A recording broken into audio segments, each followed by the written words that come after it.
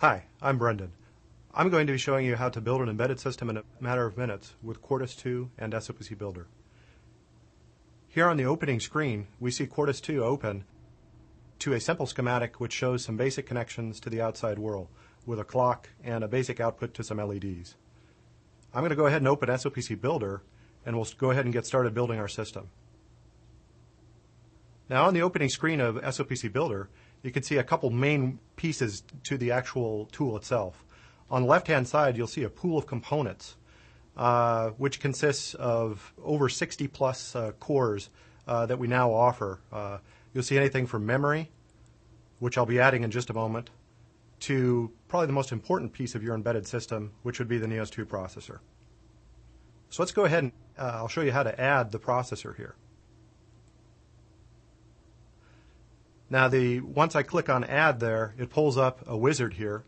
Now the wizard here shows you a couple different options that you can choose. You basically choose between three different processors, the NIOS 2E, the NIOS 2S, and the NIOS 2F. You can see that we categorize performance, logic usage, and memory usage. Also, you can choose a custom instruction cache or data cache size. I don't really like 2 kilobytes, so I think I'm going to bump that up to maybe 8 or something like that. Also, I think I kind of like to have hardware divide, and I really prefer having the NIOS 2F processor, so I'm going to leave it selected on that. Next step in this particular wizard is to go ahead and choose the type of debug that you're going to be doing with this. Typically what you'd want to do is choose something light, so with no debugger if you're designing if you've already done the debugging of your system and you're getting this ready for production. But I'm going to assume that this is a brand new system, so I'm going to go ahead and click on Chip Trace. I click Finish, and you can see that my processor has been added to the system over in this canvas here. The next step is to actually add some memory, because without memory, most systems are not all that useful. In this case, I'm going to add some on-chip memory. 64 kilobytes is what I'm going to add. You can see here we have our on-chip memory. The next step I'm going to add very briefly is an interval timer, and this is going to be used as a system timer. So this is what some of your devices in your system, say your UARTs, would actually use to program timeouts and things like this. So I'm going to quickly rename this to system timer, since timer 0 is not all that descriptive. Now, while the tool does choose some pretty decent defaults, I think it does make sense to go ahead and rename things on occasion. For instance, this is a pretty good time to do that. Now let's go ahead and add some communication, since without actually being able to talk to your processor, you aren't going to be able to see very much feedback. So let's go ahead and add a JTAG UART.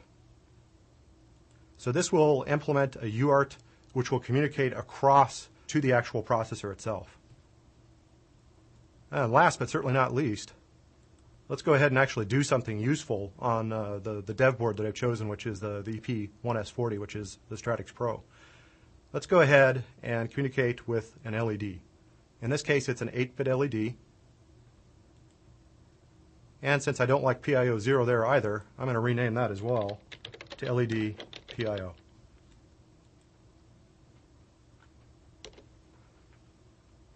Now at this point, we're ready to move on to show some more settings.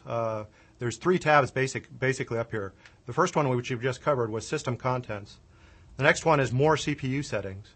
This is going to show you where your reset address and your exception address are. Now one thing to note here is if you check on this Legacy SDK support, if you had or used the original NIOS processor, you would be familiar with these particular settings that I'm showing here at the bottom. The next step, and really we're getting pretty close to the end here, is to go ahead and generate the system. So all I've got to do here is go to the System Generation tab and click on Generate. Okay, so we've generated the system and hardware. Now it's time to add it back into the actual Cortis project, which I showed to you initially. So let's double click on the screen here, select Embedded System. This will pull up Assemble. We go ahead and connect that up to the original schematic. And now pretty much that's it, folks. We're done. We've designed an embedded system in a matter of minutes. Thanks for your time. I hope you enjoyed it.